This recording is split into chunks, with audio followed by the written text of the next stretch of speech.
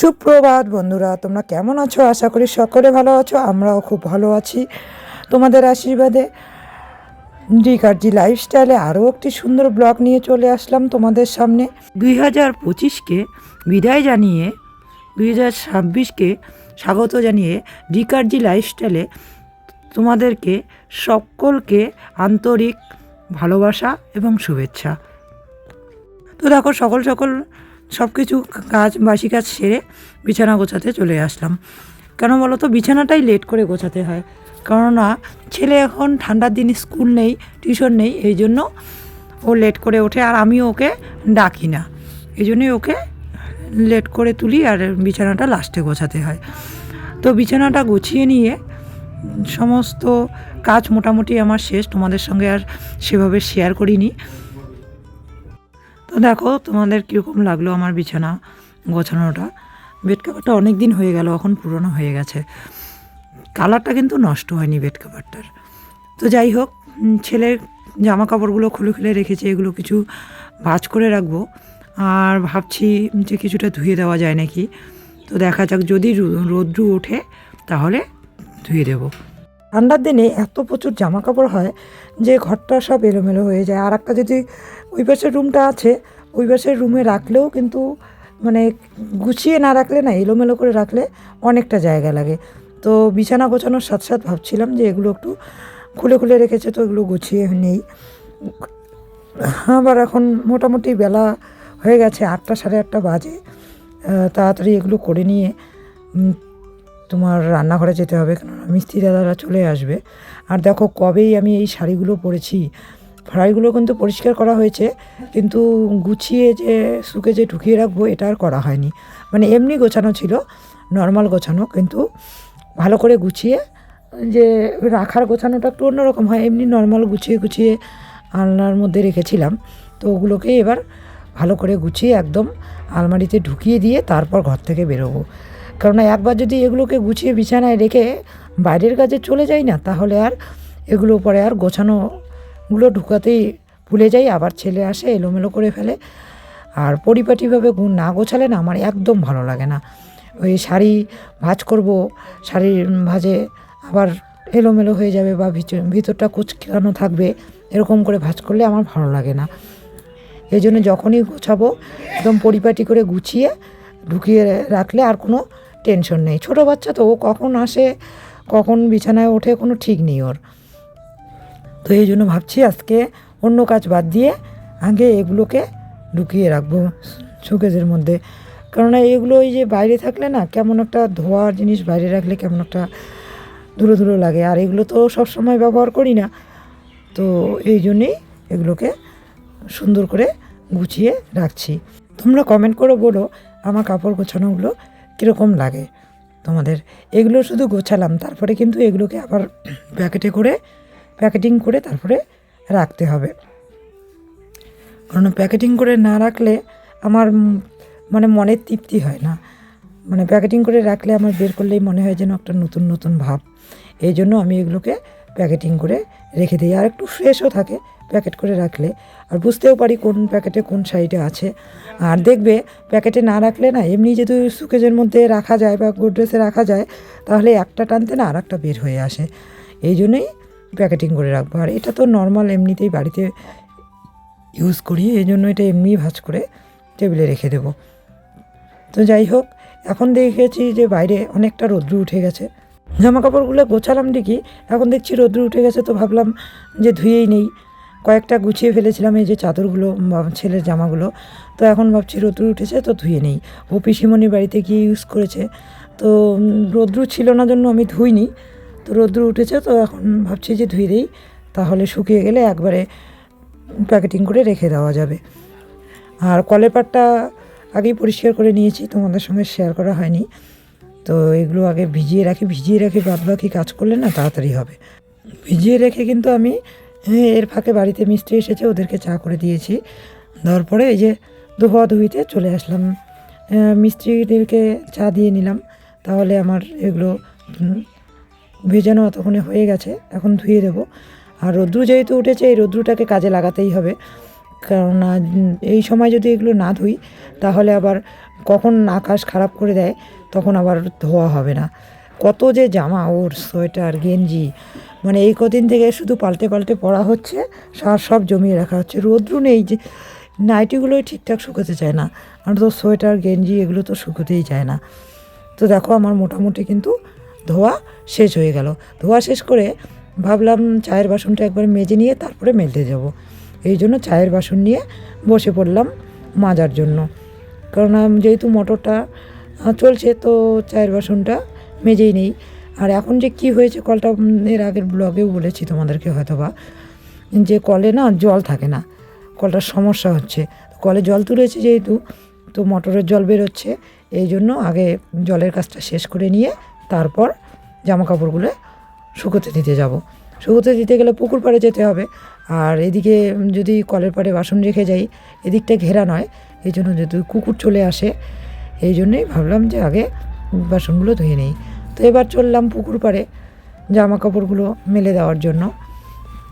তো সব পুকুর পাড়েই মেলে দেবো। দেখো অনেকটা রোদ্র উঠেছে, অনেক দিন পর সূর্য উঠলো কোচবিহার জেলায়। জানি না অন্য জেলার খবরটা বলতে পারছি না, কিন্তু আমাদের এখানে অনেক দিন পরই রোদ্রুটা উঠলো। আর এই যে সোয়েটার ধুলাম, ঠিকই মনে মনে ভাবছি যে এগুলো কি আদৌ শুকাবে। সোয়েটারগুলো না এক রোদে না শুকোতেই চায় না, আবার না ধুলেও নয়, কেমন যেন একটা লাগে না ধুলে। তো ধুয়েই দিলাম, তোমাদের দাদাভাইয়ের জ্যাকেট, সোয়েটার যা ছিল সব ধুয়ে দিলাম। কতটা শুকাবে, রোদ্দু যেহেতু আছে কিছুটা হলেও শুকাবে। আমার এই দিকটা কিন্তু শুকোতে দেওয়া শেষ, এবার এই মাথার থেকে শুরু করলাম চাদরগুলোকে দিতে, কেননা না হলে ওইদিকে আগে দিয়ে নিলাম, ওইদিকে শাড়িগুলো দিয়ে দিলাম। বাড়িতেও কিছু দিতে হবে, এখানে দিলাম, মোটা মোটা জিনিসগুলো এখানে দিয়ে দিলাম, আর বাড়িতে পাতলা পাতলা গেঞ্জি নাইটি এগুলো বাড়িতে দেব। তো দেখো বন্ধুরা, এখানে তোমাদের দাদাভাই কোদালটাকে ধার দিয়ে নিচ্ছে। তোমাদেরকে তো দেখিয়েছিলাম যে অনেকটা চারা নিয়ে আসা হয়েছে, বাঁধাকপি, ফুলকপি, ব্রোকলি, বেগুন এগুলো লাগাবো। তো কোদালটা অনেকটা ভোতা হয়ে গেছে, এই জন্য কোদালটাকে ধার দেওয়া হচ্ছে। এটা দিয়ে আজকে জমিতে কাজ করা হবে এবং গাছগুলোকে লাগানো হবে।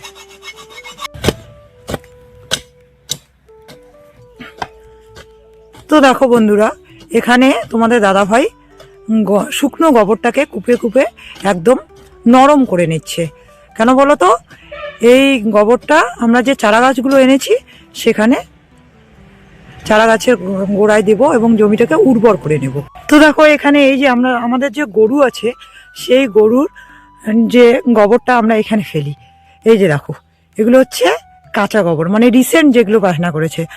আর এগুলোই এই যে ওই দিক থেকে ফেলছি, এগুলো শুকিয়ে গেছে, এগুলো অনেক আগের, আর এগুলো হচ্ছে কাঁচা রিসেন্ট। তো এই কাঁচা গোবরটা চারা গাছের মধ্যে দিলে গাছগুলো কিন্তু মরে যাবে, মানে কাঁচা গোবর দেওয়া যায় না। এই জন্য এই শুকনো গোবরটাকে আমরা রেডি করে নিচ্ছি। এটাকে আমরা মুঠো বলি, মুঠো হিসেবে গাছের গোড়ায় দিতে হবে। এটাকে আমরা ডালি ভরে নিয়ে যাব জমিতে নিয়ে গিয়ে যে চারা গাছটা যে জায়গাটায় লাগাবো ওই জায়গায় মাটির সঙ্গে মিক্সড করে দেব, আর ওই জায়গাটায় আমরা চারা গাছটা রোপণ করব। তাহলে কি হবে বলো তো, চারাটা কিন্তু সুন্দর হয়ে উঠবে। যেরকম এই রাম জঙ্গলটা তুমি পরিষ্কার করেছো, কুমড়ো গাছটা দেখো নাই, দেখো তো কি সুন্দর একটা বড় কুমড়ো গাছ হয়েছে। এই যে দেখো কোথায় গিয়ে অনেক বড় হয়ে গেছে। এটা তো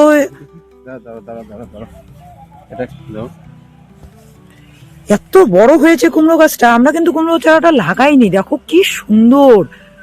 এটাকে জাঙি দিয়ে দিলেই কিন্তু ফল হবে বলো। এটাকে যত্ন করে যদি আমরা জাঙি দিয়ে দেই তাহলে কিন্তু কুমড়ো গাছটা একদম সুন্দর বেড়ে উঠবে। দেখো পাতাগুলো এত বড় বড় হয়েছে, কি সুন্দর। তাহলেই কিন্তু এটাতে ফল হবে এবং ফল খেতে পারবো। বাইরের সমস্ত কাজ সেরে, আর ওই যে তোমাদের দাদাভাই ওখানে সার শুকোতে দিল, ওটা পরে যখন চারা লাগাবো তখন নিয়ে যাব।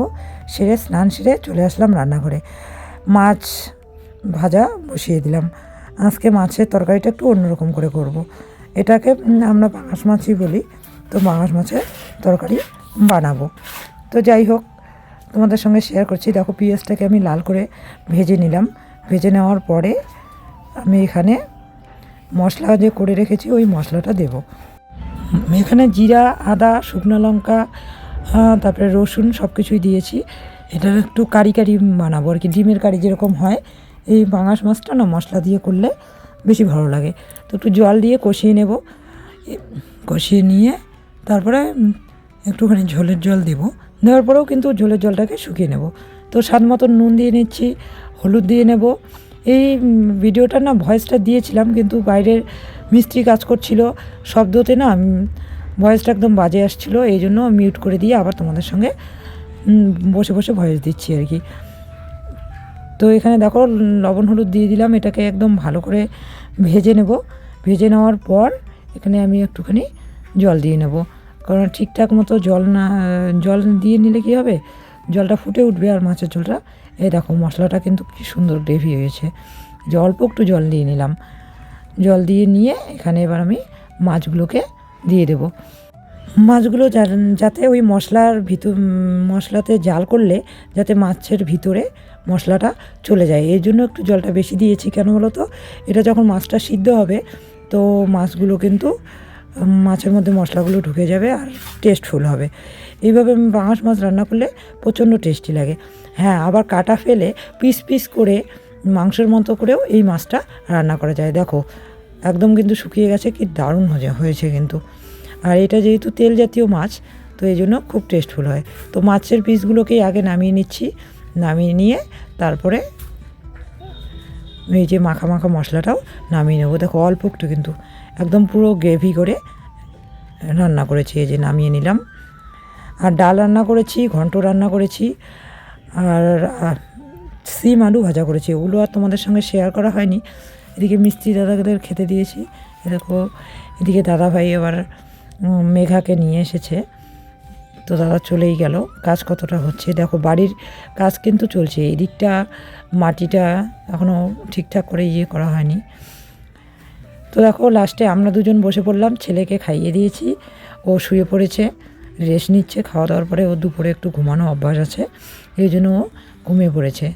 আর এই যে আমাদের বাড়ির বিড়ালটা, আমরা খেতে বসলে যতই ওকে আলাদা করে খাবার দেই না কেন, ও পায়ের কাছে ঘোরাফেরা করবেই। বিড়ালটা যদিও বা আমরা আনিনি বা নিজের থেকে করিনি, কিন্তু তারপরেও কি হয়েছে, ও কে যেন একজন ছেড়ে দিয়ে গেছিলো বিড়ালটাকে। তারপরের থেকে বিড়ালটা আমাদের বাড়িতেই আছে, খাবার দেই, ও খায়, আমাদের বাড়িতেই থাকে আর কি বেশিরভাগটা। আবার কখনো কখনো চলেও যায়। তো দেখো খাওয়া দাওয়া হয়ে গেল, মিস্ত্রিদেরকেও খাইয়ে দিলাম। তো সকালবেলা যে তোমাদের দাদাভাই এই শাকটাকে কেটে রেখেছিল, ওই শাকটাকে এখন এই যে গামলায় করে নিয়ে যাব জমিতে, আর চারা গাছগুলো লাগিয়ে দেব। দেখতে থাকো আমরা কিভাবে চারা গাছগুলো লাগাই। আমার তো সোয়েটারটা শুকোয়নি, কিন্তু তোমাদের দাদাভাইয়ের গেঞ্জিটা পাতলা তো শুকিয়ে গেছে। তো সোয়েটার শুকিয়ে নেই, আমার খাওয়া দাওয়ার পরে একটু ঠান্ডা লাগছিল, তাই তোমাদের দাদাভাইয়ের গেঞ্জিটাই পরে নিলাম। পরে নিয়ে সার নিয়ে চললাম জমিতে গিয়ে এই যে দেখো প্রথমে লেবেল করে নিচ্ছি কোথায় কোথায় লাগাবো, একটা মাপ মতো করে নিয়ে তারপরে যে তোমাদের দাদাভাই সার দিয়ে নিচ্ছে। এবার ওখানে আমি খুঁড়ে সুন্দর করে লাগাবো। কি বলো তো, চারা গাছটা লাগাতে লেট হলো। তোমরা হয়তো বলবে যে এত লেটে দিদিভাই এগুলো গাড়ছে। কী বলো তো, ওইদিকে জমিগুলোতে তোমরা দেখেছো আমাদের শাক হয়ে গেছে, আমরা ওগুলো খাচ্ছি। এবার যাতে অনেক দিন ধরে খেতে পারি, এই জন্য লেট করে এগুলো করা হচ্ছে। মানে ওগুলো শেষ হয়ে গেলে আমরা এগুলো খেতে পারবো, এই জন্য লেট করে করা হচ্ছে। এদিকে তোমাদের দাদাভাই সারগুলো দিয়ে নিচ্ছে, আর আমি চারাগুলো আনিনি, ভুলে গেছিলাম। তো বালতিতে করে চারাগুলো নিয়ে আসলাম। এবার আমি এটাতে পাসুন দিয়ে জায়গাটাকে ভালো করে মিক্সড করে নিয়ে লাগিয়ে দেব। কি বলো তো, একটা বাচ্চাকে যেরকম যত্ন করে বড় করে তুলতে হয়, ঠিক সেরকম একটা চারা গাছকেও কিন্তু যত্ন করে তুলতে হয়। এই একটা ফসল তুলতে কিন্তু অনেকটা পরিশ্রম। এর আগের যে শাকটা আছে ওটাও কিন্তু এরকম করে আমরা একদম জমিটাকে রেডি করে নিয়ে সার দিয়ে তারপরে শাকের বীজটাকে ফেলেছিলাম, যার জন্য এখন খেতে পারছি।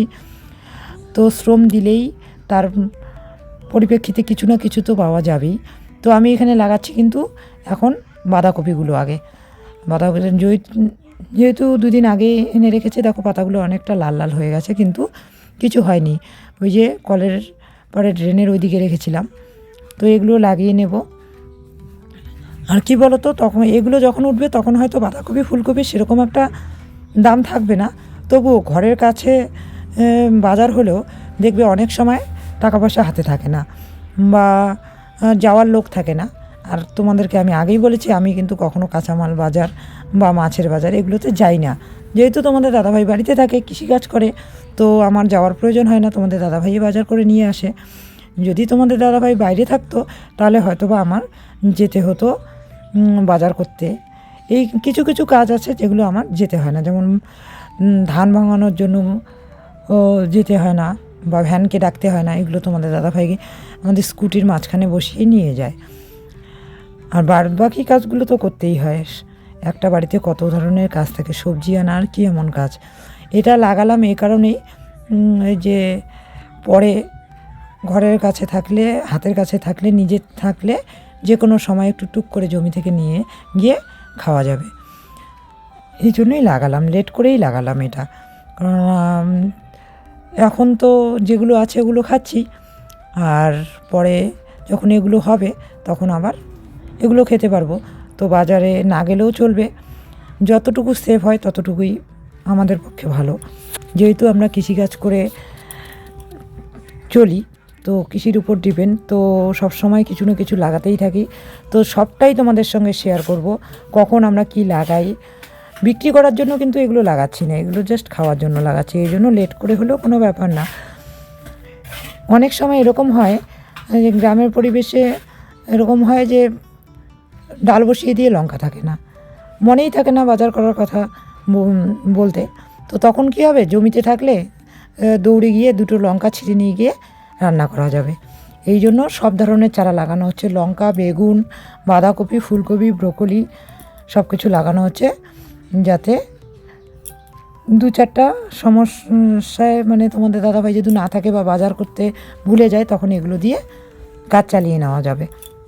খাওয়া দাওয়া করে কিন্তু এক ফোঁটাও বসিনি, খাওয়া দাওয়া করে অমনি চলে এসেছি জমিতে, কারণ এখন যদি বসে একটু রেস্ট নেই তাহলে না আর ইচ্ছাই করবে না জমিতে যেতে, কেননা শরীর তো মানে রেস্ট নিলে আর বিছানায় শুলে আর ইচ্ছা করে না উঠে কোনো কাজ করি, এই জন্য খাওয়া দাওয়া করে আমরা চলে এসেছি জমিতে। আর কী বলো তো, মিস্ত্রি আছে, তাদের টাইমলি খাওয়ার, চা সব কিছু, আবার ছেলের সব কিছু টাইমলি করতে করতে ভিডিওতে ভয়েস দেওয়া লেট হচ্ছে, যার জন্য ভিডিওগুলো একটু লেটে যাচ্ছে। মা থাকলে হয়তো বা কিছুটা হেল্প হয়ে যেত, তো মা যেহেতু নেই এই জন্য কয়েকদিন থেকে একটু ভিডিওটা লেটে যাচ্ছে। তো দেখো এই দুই লাইন, দেখো এই দুই লাইন আমি লাগিয়েছি লঙ্কার চারা, আর ওই দুই লাইন লাগিয়েছি বেগুনের চারা, আর এই যে এখানে যে পাটটা দেখতে পাচ্ছ এই পাটটাতে হবে বিমসের বিচি পাওয়া যাচ্ছে না, তো যেখান থেকে নেই আমরা জয়ন্তীহাট থেকে, ওখানে এক দাদাকে বলা হয়েছে, ও আজকে দেবে, তো কালকে বিমসটা লাগাবো। আর এখানে ফেলা হলো নানান ধরনের শাক, এখানে ফেলা হলো নানান ধরনের শাক, আর ওটাতে ফেলা হয়েছে ধনিয়া পাতা, আর এই পাটটাতে ফেলা হয়েছে সমস্ত ধনিয়া পাতা, কারণ ওই যে আগের যে ধনিয়া পাতাগুলো আছে ওগুলো খেয়ে ফেলবো, পরে আবার যখন শেষ হয়ে যাবে তখন এই ধনিয়া পাতাগুলো খেতে পারবো। আর এখানে হচ্ছে ফুলকপি আর ব্রোকলি, বাঁধাকপি সব দুলেন করে, বাঁধাকপি দুলেন, ফুলকপি দুলেন, আর হচ্ছে ব্রোকলি দুলেন। তো আমাদের দ্বারা কমপ্লিট হয়ে গেল, এখন শুধু বাকি রইলো বিমসটা আমরা কালকে লাগাবো। তো দেখো বন্ধুরা, প্রচন্ড ঠান্ডা পড়ে গিয়েছে, তো রান্নাটা তোমাদের সঙ্গে শেয়ার করলাম না আজকে। সিদ্ধ ভাত করেছি, আলু সিদ্ধ ভাত, দুপুরে ডাল ঘন্ট সব ছিল, ওগুলোকে গরম করে নিয়ে গরম গরম আলু সিদ্ধ ভাত রান্না করেছি, ওটা দিয়ে খেয়ে নিলাম। খাওয়া দাওয়া শেষ, একদম দেখো এত কুয়াশা, কেমন ধোয়া লাগছে পরিবেশটা, একদম মনে হয় যে ধুয়াশায় একদম ঢেকে গেছে, এরকম একটা পরিস্থিতি। তো যাই হোক, আজকের ভিডিওটা এই পর্যন্তই। তোমরা সকলে ভালো থেকো, সুস্থ থেকো, আর ঠান্ডা পড়েছে সবাই সাবধানে থাকবে, কারণ একটুখানি ঠান্ডা লেগে গেলে কিন্তু একদম গলা বসে যায়, সর্দি জ্বর হওয়ার চান্সটা খুব বেশি। সকলেই ভালো থাকবে, সুস্থ থাকবে, শুভরাত্রি। কালকে আরো একটি ব্লগ নিয়ে চলে আসবো তোমাদের সামনে।